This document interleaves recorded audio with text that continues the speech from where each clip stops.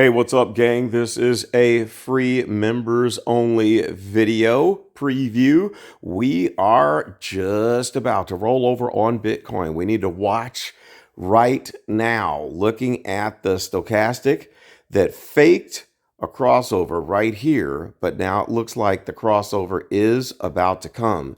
And the reason why I think it's going to happen is because the NASDAQ is about to roll over. So we may not make it all the way up to this 50 EMA line after all. I thought we would work our way all the way up there, but as you can see on the chart here, the wick gave out before it even made it up to that 50 EMA, but it's probably not going to make it. So I would look for this clue right here. If you see a light green bar on this histogram form in the next 4-hour candle, then this is going to roll over. This will confirm, and we are headed down to the red dashed line, at which point we will know if this is going to be the big capitulation or not. And I really don't think that the red dashed line is going to hold as support and send Bitcoin back up. I think we're going to go through this time, and it's going to play out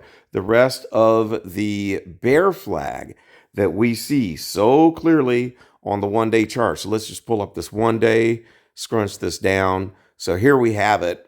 And we've got the bear flag right here. There's your bear flag. We've got the confirmed breakout. And what usually happens after these things break is you go down and you do a bouncing pattern, kind of like this. So that's what I'm going to be looking to happen. And then I'll also look for this stochastic situation to make a hump and stay down here and oversold for quite a while until we're done leveling down to the next support, which could be around 17K.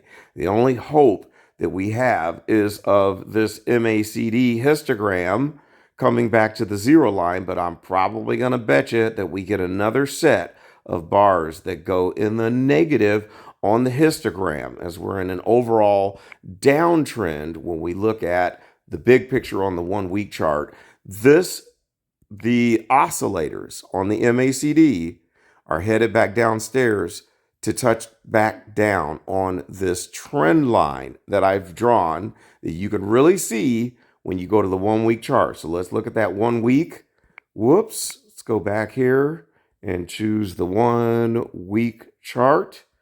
And then we'll see how serious this trend line is. There it is. And now that you look at the 1 week, you can see that we're really not sailing that high above that overall trend line, where we started here with this high, then we had a lower high, another lower high, and this could be the touch point of the fourth lower high before we continue heading south. So now let's look at the big flag. This is like the Big Dipper and the Little Dipper. And what we have right here is the Little Dipper. That's what we were looking at on the 4-hour and the 1 day, but we still have the Big Dipper that is staring us straight in the face. And if you look at your, let's scrunch this down just a little bit. When you look at the Big Dipper, this is the big one right here. There's your flag. We've broken out of that, but when you do the measured move, we still have quite a ways to go, which takes us down to that $17,000 level on the chart. I made this one a little bit too big. Actually, it should end about right there.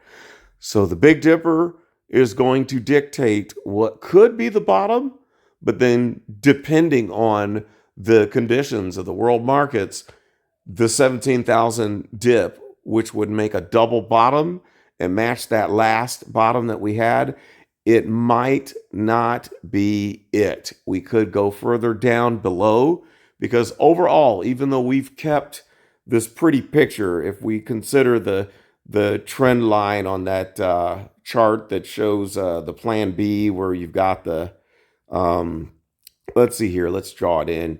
You've got this band, okay, and we've never been out of that band. But then if we fall out of that band now, it invalidates the whole chart, but you'll be able to draw a new band where everything will still be within that chart. And that's the funny thing. We have people posting on YouTube, just like Mark of Crypto University, where he says we've never fallen out of the bottom and history repeats itself and yada, yada, yada. But if you double the size of this chart, you can make a new picture where there are new limits that will never have been violated before.